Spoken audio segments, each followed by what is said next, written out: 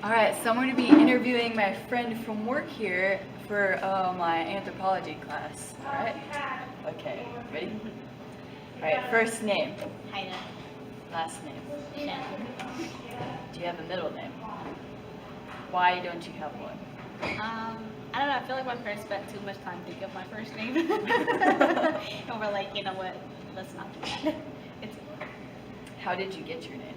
um, that's a question I've asked my mom like a few times, and there's not like I don't know. She's like, I never knew what to name you until I actually gave birth to you, and it's like Hayda, you know.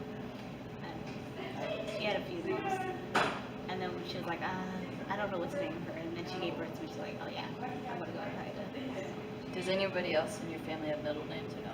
Yeah, everyone else but me. Oh, okay. Does your name mean anything? Okay. Not that I know. How big is your family? Oh, big. Like, you mean like just like my mom and dad and us? Or like my family? You can do both. Okay, my actual family is really large. I have a lot of cousins. I have a lot of family members, but like, and my family is big too. Yeah. Yeah, there's like 7, 8 of us. Just in your house? Yeah. Is having a big family normal in your country? Yes. Like, if you don't have a big family, you're doing it wrong. Okay. What is it like to live with that many people? Oh, it's loud. It's loud, and there's like never like a dull moment in that house. Like something's always going on. If it's a fight, if it's screaming. If it's screaming, it's music. So it's like crazy. Yeah, it's crazy. It's a crazy house. All right, and where were you born? I was born in Ethiopia, but my family's from Eritrea. So like what area in Ethiopia? Addis Ababa, capital. What is the country like where you grew up? Where I grew up is like it was a city, but like it was not too far away from like refugee camps and like the countryside. So we got to experience both sides of that. How are the facilities, like houses, plumbing, electricity, and all that? Where we lived, the house was actually really nice. I don't know how much we paid in rent because I was really young at the time. Yeah. But it was like nice houses. It was like a lot of like we had fast food and stuff like that. So, like a lot of people was like, you guys have fast food? Like, yeah, we have fast food. And like we have restaurants and things like that. But like during the countryside, like around that area is like it's horrid. The lack of facilities. Yeah. And the school teachers are like your relatives. Oh, Yeah. What languages are spoken there? Arabic, Amharic, a whole lot of languages, but I speak Kunama and my dad speaks like 7 other languages. What is the native language? Probably Arabic, yeah. Can you say or speak a phrase or sentence or word in that language? And the language I speak? Okay. I can say hello, how are you? And it's my dokombe, which is like a small word, but it means a lot. Yeah. Yeah. All right, that's pretty cool. What is the school system like there? As I said, like your school system, your teachers, like were your relatives. So if you were lacking in school, like your mom heard about it the next day or that same day. So yeah, and like I don't know if your family members are gonna push you harder. All right, and what are some of your family origins? Like, what do you mean? So like, is everybody like from Ethiopia, or is it like all different? Oh yeah, everyone's from either from Ethiopia or Eritrea. Like we adopting isn't really like it's a thing, but it's like it's not very common in our culture. What does culture mean to you? To me, we're coming from where I'm from, like it's a lot of different cultures, so it's not just like one culture there. It's just like not just one in that big country. It's like a lot. There's like probably over 100. So like choosing one is like really really hard, but like being born into one is a lot easier. All right, what type of cultures are in Ethiopia? Like the Habesha people, like they usually don't like conversing with us. I don't know why, but they're just like they stay home and like everything they have is in that house. Like if they need to go get something, it's in the house. So they probably wouldn't go outside. They're like I don't know. They stay home and they like pray at the house. They don't go to mosque. They don't go to church. What type of things do you do in your culture? Like, In my culture, like weddings are like one of the most important things. I don't plan on getting married, but my parents don't even know that. But weddings are like really really big. It's like they throw a whole party. They call people from everywhere to come to a wedding. So like weddings are like really big. It's like everyone can fit in a church here, but for us, like probably need like 3 churches. It's big. I know. It's just celebrating a new chapter, so they make it a big deal. Big deal. Alright, how do you define family? Family to me is everything. Like if I did not have my family, like I don't know what I would do. Like probably have to cut that out. It's okay. I'll fix it later. It's fine. That's why we're doing it in sections, so that I don't alright, this one, no. Yeah, I cursed. You can ask me that again if you want. Okay, no, it's alright. So family is everything, okay. Do you consider your parents to be successful? In Africa, with the money we have now, if we were to like move there and like stay where we were staying, yes, we would be considered rich. Okay. But like here, it's like middle class. It's like my parents complain like, oh, we're not making nothing. But back in Africa, this like $100 like $1,000 a year, so it's like a lot. Who holds the status in your family and why? It'd always be the male. I don't know, it's just like that. It's like that in our culture. Before we eat, it's the man that has to eat first. If we're like making something or if we bring something to the house, the man has to. It's just, I don't know. It's just a masculinity thing. Yeah. How important is education in your family? Super important. Like I remember when we were younger, and we like pretend to be sick. And my mom would like get up, get good dressed, because I'm not letting you stay home, even if you are sick. Like my mom would push you to go to school. It means everything to her. Especially if she like gave up everything to move here for you to have a better opportunity. You better be going to school. Yeah. Making something of yourself. Is education important to you and why? To me, I'm not a big school person, but knowing that my mom's fought for everything that I've had now, then yeah, it's important. I want to become something. Is punctuality important to you? Why or why not? I don't know. It just depends on. To me, I don't really think it is, but it just depends on who you're asking. Yeah, like what the situation is. Yeah, what the situation is. Alright, what type of food did you eat in Ethiopia? We still eat the same things here, but we eat injera, dinisha, which is like a potato soup. It's like a lot of like, it's like curry. We eat a lot of curry, soup, and it's like, it's never just one thing, it's a lot. A lot of things, yeah. It's a lot of things in one plate, and we share, so sharing is a big thing in my family. Especially if you come from a big family, sharing is important. So you still eat and make them? Yeah, I had to learn how to cook all that at like the age of 13. Because moving here, my mom did not want us to forget anything that she's learned. So yeah, I still make that. I was 13 years old in the kitchen. Oh, okay, that's better than me here. Yeah, so not like everyone else. I didn't learn to make eggs first. I had to learn how to make a whole soup for like a family of 7. Oh, First, yeah. it's a lot. So then, like, go from big things, and then, like, when it's smaller, it's like, wow, this takes, like, no time at all. Yeah. Like, making eggs is like nothing compared to what we have to make. Because we sit in the kitchen for like hours making it for like a family of 7. It's a lot. So you have to cook a lot. And it takes time because if you try to rush it, it's not going to taste right. Yeah. And if you do it too much, it's not going to taste right either. But yeah, it's just, I don't know, you got to be patient with the food. Cook something, like, not like yours. Like, but here's like for recipes, they have like a certain amount of time when it cooks in. But for us, like, the food decides when it's ready for you. Alright, list some foods that are indigenous to your culture that you eat. I like injera. Injera you eat with everything. Like it's like a tortilla, but like with different types of flours, and it's not like baked or anything. It's grilled like on a flat surface grill. It's like you could actually make pizza on that, but we use it for injera. Yeah. What is the most important meal of the day and why? For our family, it has to be breakfast. That's the only time everyone's in the house.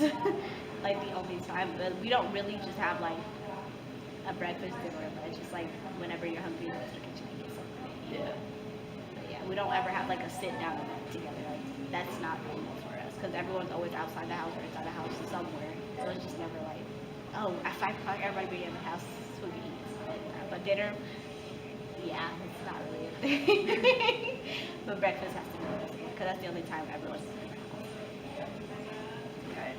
Did you ever live with your grandparents or extended family? Back in Africa, yeah, we lived with all our family members. Like we all lived in a big house all together. I think it's because like we all grew up together, so separated. It's like weird. But coming to America from Africa and like leaving your whole family behind, like that's a different change. So there, yeah, it was very important to live with your family. But here, like everyone has their own house. Go home. Take your kids with you. It's too loud in the house. There's too many people. Go home. Yeah. All right. Are there specific rules for men and women in your family? If so, what are they? Not really. Just like putting the man first is something that we always have to do. Like if we're making something, you gotta eat first. If like we're having breakfast, he has to take the first bite. Like it's just stuff like that, but not like big rules like, oh, I'm the man of the house. Like yeah, you are the man in the house, but you're not the man of the house. So it's like a 50-50. What's the age to get married in Ethiopia?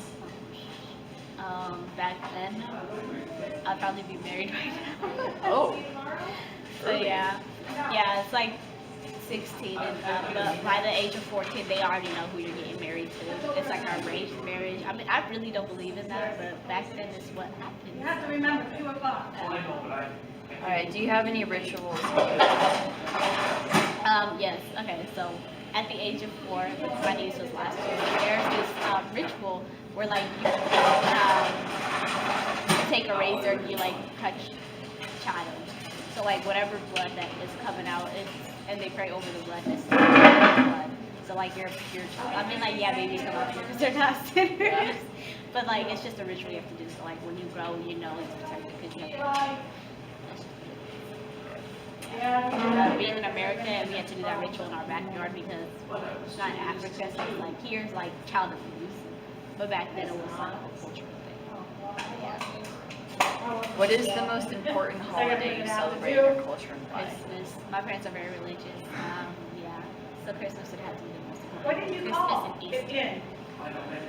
It's probably the same for everybody here too. But Christmas and Easter are the main things.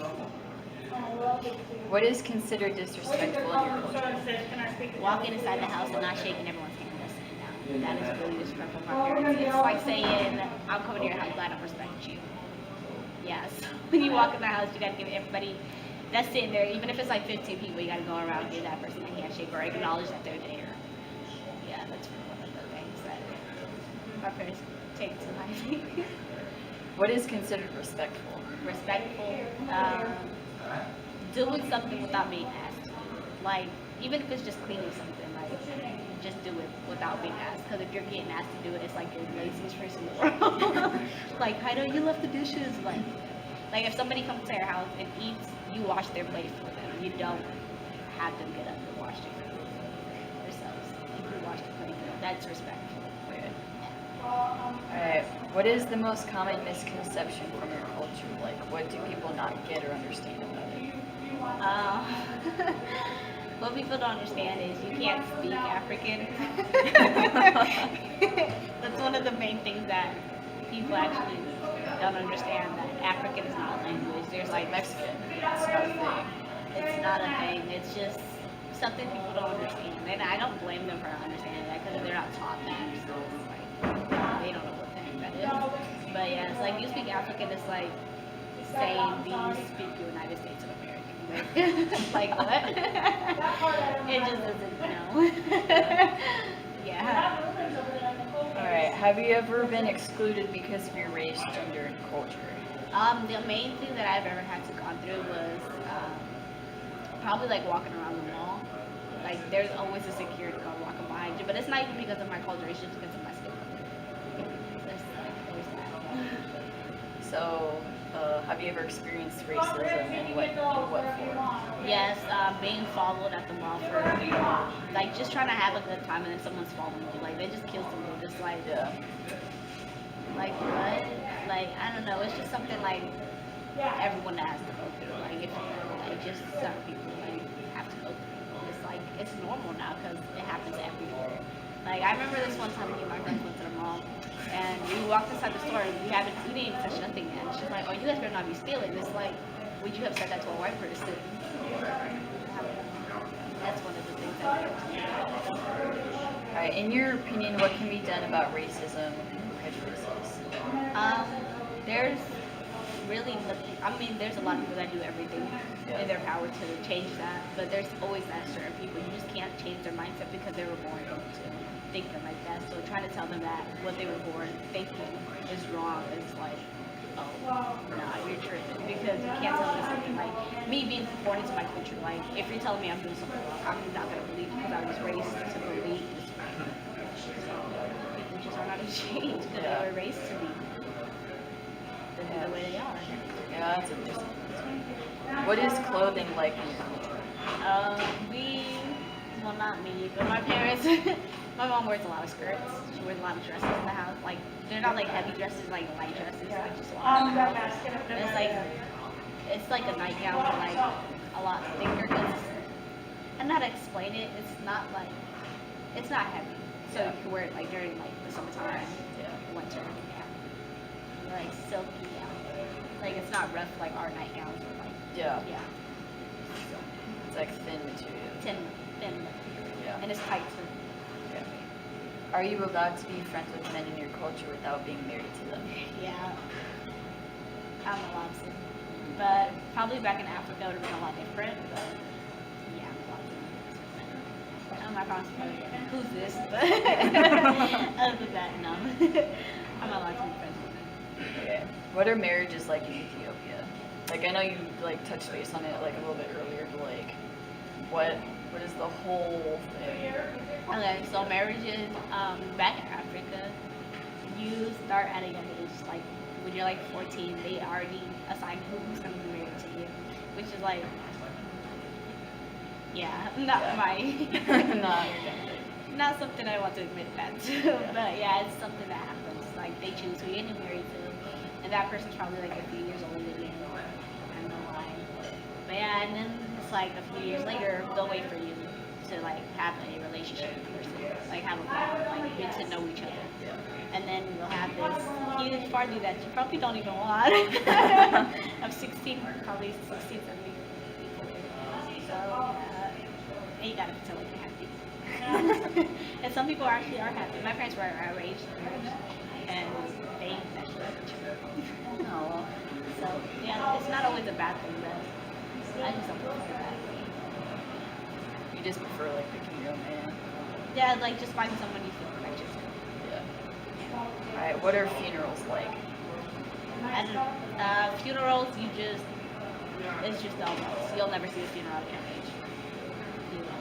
Like unless it's like really like your brother or your father or a close family member. Other than that, you will not see a funeral as a young person. I feel like that's because like seeing a funeral as a young person that damages you. Yeah. Like seeing something that damages you because you can't go back from that. Yeah. So they try to keep you away from that as long as possible. Alright, so into that. Do you think young people have a grasp on what culture really is?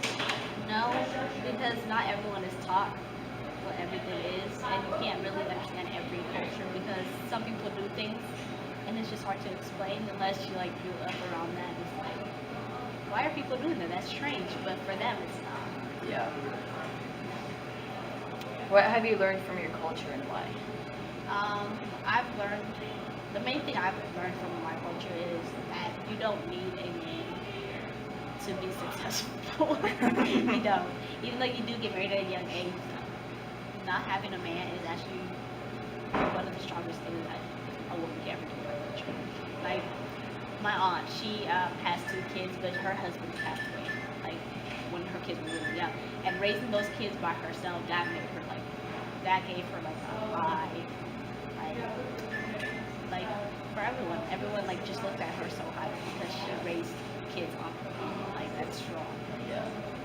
Like independent women. Yeah. Like you go, girl. But yeah, that's like one of the that's one of the best ways you will probably get respect doing something on your own. What can you take away about yourself from living in Ethiopia? Living in Ethiopia was a lot different.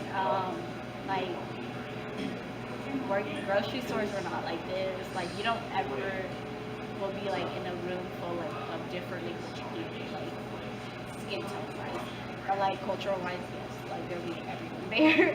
But like skin tone wise, like everyone's the same color, so it's like that's something that changed when I came here. It's like not seeing everyone look the same was a bit odd. Yeah. So I don't know. That's one of the things that I had to get used to. Does it define who you are today and how so from being Ethiopian. I think being Ethiopian is like probably one of the best things that ever happened to me. One because like when people think about Ethiopia, they think about the country in Africa that was never colonized. So being in a place and being able to fight for what you want that means a lot to me. What are some important values you have learned from being born there? Being born there, one of the values I've learned is that if I want something, I can get it. Like they wanted independence and they got that because they never were dominated. Like that's something like that they never let happen to people. I feel like that was amazing. Like, yeah, I came from there. Like, yeah. Yeah, we did that. But yeah, I feel like fighting for something that you really get is important. And that being born there teaches you that automatically. Okay. Do you believe your culture is different than others and why? Like other African countries? Yeah. Yes. Big time. I don't know, for my culture is like family is important. Like being drafted off to the army isn't like really something that happens in our country. But like other countries like Rwanda and Uganda and stuff like that, they're at a young age they're sent off to fight for their country. But in our country we were born independent, so fighting for something we have to do. The only person we ever fought with was probably Eritrea, and they're like they used to be connected at one time, so I don't really know why they fought for that long. But that ended last year. So yes, we did that. Do you think your culture is better than others? Like, No. any of it? Okay. No, I'm not gonna say my culture is better than everybody else's. I don't understand everyone else's culture, and I'm not gonna do that to somebody else's culture. I don't understand everyone's culture. We have strengths and we have weaknesses, and so does everybody else's culture. There's some things I agree with and some things I don't. So we're not perfect. All culture is not the perfect culture. When did you move to the United States? I moved to the United States when I was 4. It was like 2007. Why did you? Because there was like war and conflict between Ethiopia and Eritrea, and that's where my family was from originally. So like moving away from everything you know and everything you love, and moving to a whole different country, and then from that country moved to a whole different continent was like a lot. Alright, describe the scene in which you left your country, like who with and what was happening and how you felt. My parents, I left with my mom and my dad and my sibling, and then we brought my mom's nieces and nephew because her sister did not want to come.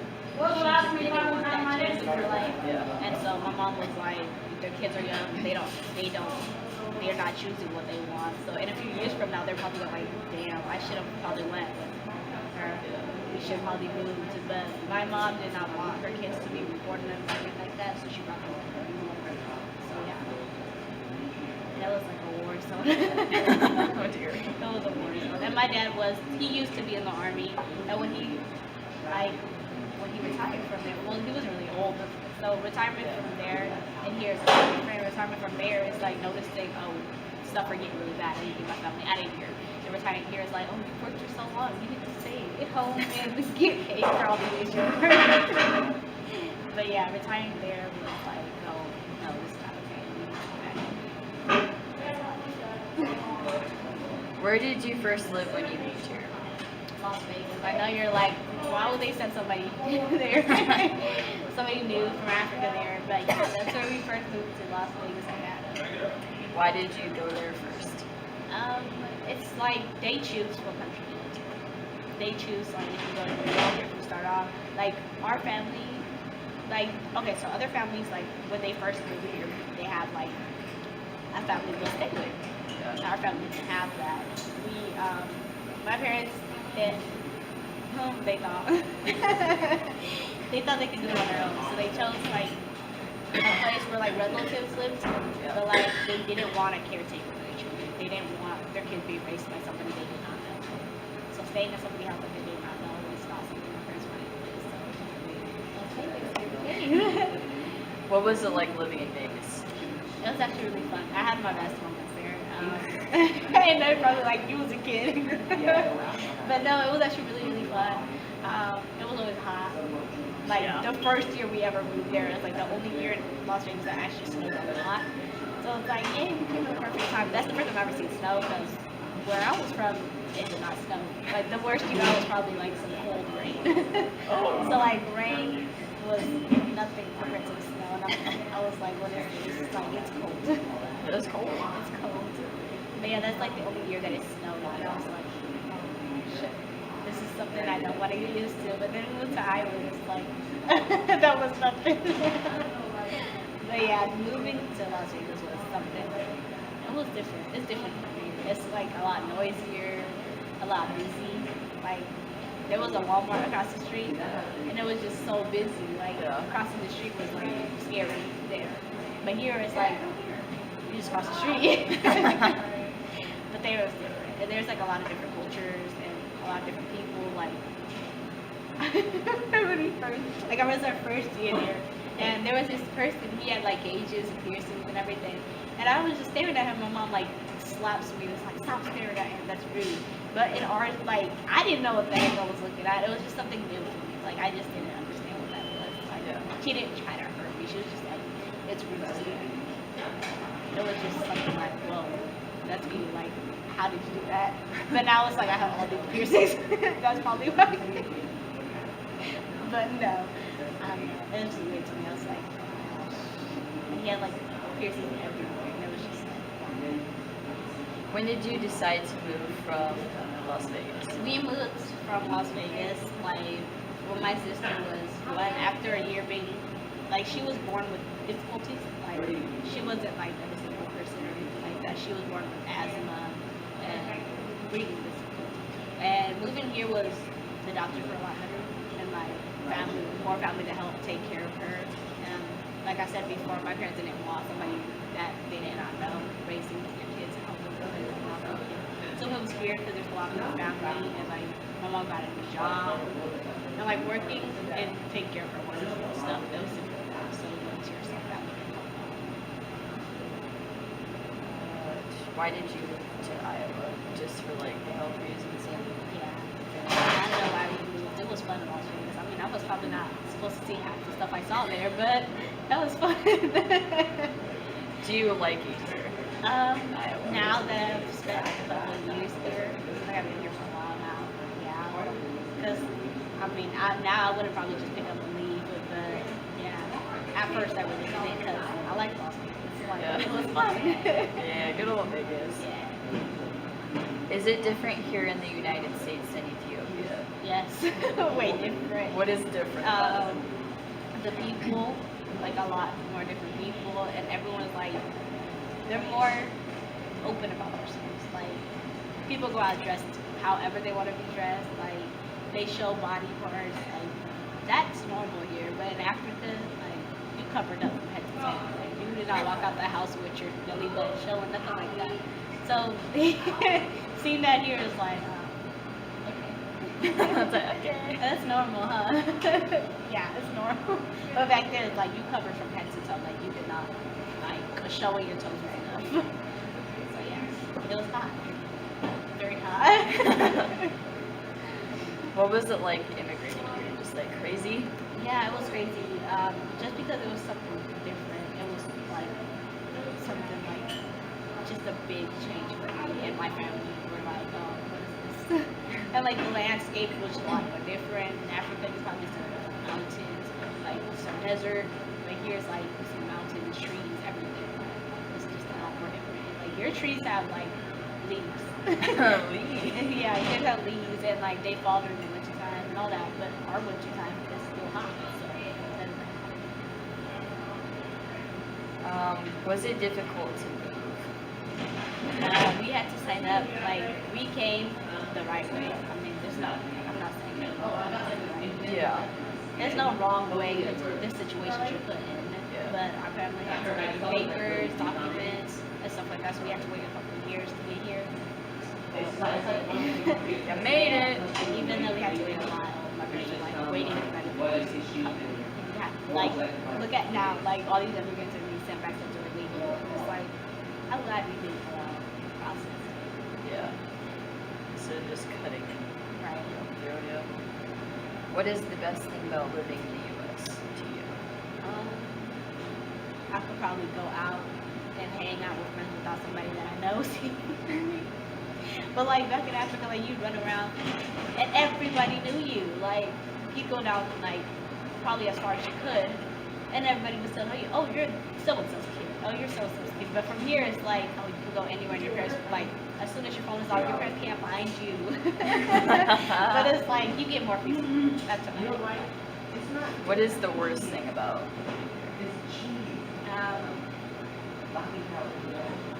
Too much freedom because drug dealers and stuff like that. We didn't really have that in Africa. I mean, people, yeah, they smoked cigarettes, but that's probably the worst thing you could do there. Yeah. I mean, and kill somebody, but like doing like bodily harm, like that's probably the worst thing. But here it's like you're open to more dangerous things. So like you want freedom, but you don't like want too much. So you like want to be like in between. Was learning the English language difficult for you? To be honest, I don't remember like it being difficult because we came at a young age. So when you're younger, you Yeah. still have time to learn stuff. Yeah. So like, and kids didn't start school until they were like 5. So me coming here like around 3 and a half, like learning the language, like keeping the same language that you learned your whole life. Like not forgetting, but learning a new language. Like I feel like we learned a new language so quick. We were like, how long have you been here since 2008? And it's like, oh, you speak well, like you're fluid. And it's like, All right. How was transitioning for you and your family? like I said, it was just we had to wait for a long process. We had to leave everybody behind. Like my parents were crying at the time, but I never really understood that until now. It's like they left everything behind. At the time, I was just like, there you go, we're gonna come back. Right. How are you doing now about transitioning and being here? Being here, I mean, I've been here for like probably more years than I have there. So it's not really like, I can't say I miss it because I don't remember too much, but I remember enough to say like it's different. Like, it's way different. But yeah, and schooling is a lot different. Like schooling back then, if you wasn't doing right, you got hit. But here it's like, oh, you can't get somebody else's kid. But like I said back then, it was your family member who was the teacher, so they were allowed to hit you. What are some other events that happened to you while living here and living in your original country and then moving here? Like any important events between those? Yeah, just cultural differences. Like in Las Vegas, you saw everyone from everywhere. Like that's the place where you saw everybody put together, and it's like it was a small place, but it was just like something like that you saw everything. Like, even at a young age, you saw everything. Like we lived like probably 3 blocks from a freaking casino. Like you saw everything. And like here, it's like, I mean, yeah, you guys have casinos, but like they're more secure and like far. It's like here's like gas stations and stuff like that. We had a 7-Eleven. I've never seen 7-Eleven here, and stuff like that. It's just like different types of stores, different environments. Las Vegas, you saw all the crazy people. It's like it was fun seeing all the crazy people. You were young, you were like, what the heck is this? Like you were a little kid, you're like, oh, this is fun, but you probably wasn't supposed to be doing any of that. Like running down the street to a casino, you wasn't probably supposed to be doing any of that. But as a kid, it's like you lived in Las Vegas. All right. Do you feel as if as if the certain places like schools and workplaces should be more diverse, or they. I go to Hoover. It's probably like the most diverse school probably Yeah. here. So, yay. I went to Bondurant. Let me just say, we did not have that much diversity as like she does. We So have a lot of diversity. And there's a really good immigrant like thing going on. It's like good ELL. yeah, Yeah. we So don't have much of that. we have really good ELL. Like Hoover has really good ELL. Like Hoover and Meredith are like one of the schools that you can go to once and learn English like that. Like they had a good program. Des Moines has good stuff. So, how can we achieve for things to be more diverse? I mean, changing school policies would probably be one of the main things, but with diversity, we do have problems. Like being in a class with students that don't speak the same language, or students that don't speak English, and the teacher is an English person, like English speaking person. That's kind of hard. Teaching somebody English is hard. Like, especially if they came knowing nothing. Like sitting there and being patient with these students is probably one of the hardest things to do. So, yeah, for them, they did that. Are there any health issues that run in your family due to being born outside the United States? Probably breathing problems.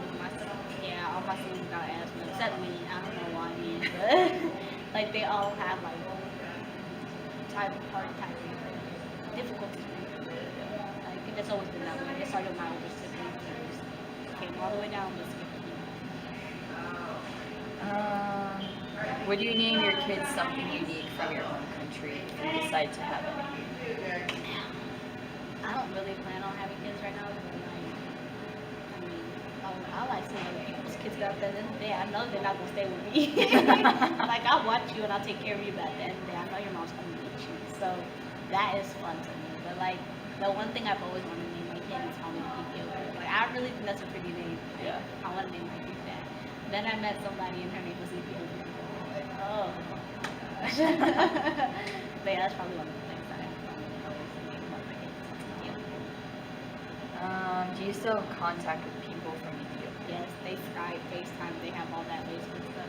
It's just, they probably shouldn't be on that. those pictures they be posting is probably something not everyone wants to see. Is it But mostly just like family? yeah, like a month ago, we are on FaceTime with my family members, and there it was like hot, and it's like, girl, you know, it's outside. It was snowing at the time. And I was like, oh, we're having it bad out here. It's like middle of the negative Yeah, 50 weather. and here, like when it's like, you can't really find a perfect time to FaceTime with them because like Yeah. here when it's like daytime, it's nighttime. Time change, yeah. What's the time change there? Is it like a couple hours, like a day and a half? 12 hours. Yeah, so when it's like nighttime here, it's like daytime. They're just waking up. So like when it's like 10 o'clock here, it's like 8 in the morning. So So it's like a when little people are about to, yeah. Alright, do you have any questions for me? Um, Alright. Would you like to share anything else? Like, what else would you like to You can share anything you want. Not really. I mean, I feel like I just told you my whole life story. You're probably bored with me now, but that's about it. But yeah, I love my family. That's something that means a lot. Alright, well, thanks, Hayda, for doing this interview for me. You're welcome. Alright, She gave me some chicken wings before, so. now we're done.